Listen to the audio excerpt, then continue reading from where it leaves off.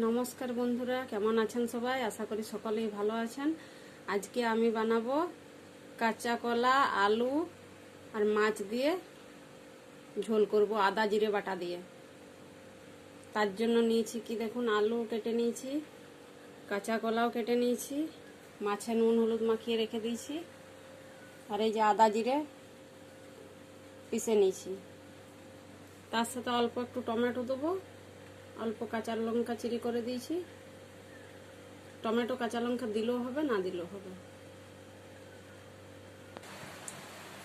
তেল গরম হয়ে গেছে, এবার আমি মাছগুলো দিয়ে দেবো। মাছগুলো দিয়ে দিয়েছি। এগুলো এখানকার পুকুরি মাছ, সমুদ্রের। আমাদের ওই দিকের বড় রুই মাছ, কাতলা মাছ দিয়েও হবে, বড় মাছের পিস দিয়ে। মাছগুলো ভেজে তুলে নিয়েছি। ওই তেলের মধ্যে কাঁচা কলা দিয়ে দেবো।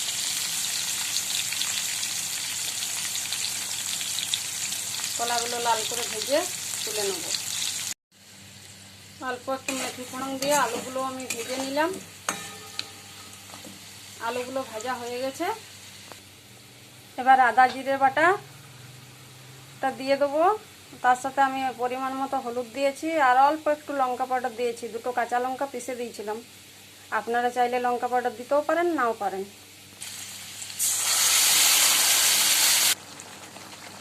পরিমাণ মতো লবণও দিয়ে দিয়েছি। এবার আমি কলাগুলো দিয়ে দেবো। এবার কলাগুলো দিয়েও এবার পুরো কষাবো। আলুগুলো দিয়ে অর্ধেকটা কষিয়ে নিয়েছিলাম।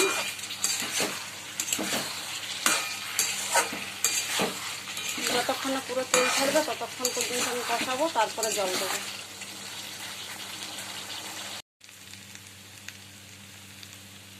আলু আর কলা কষানো হয়ে গেছে, এবার আমি জল দিয়ে দেবো।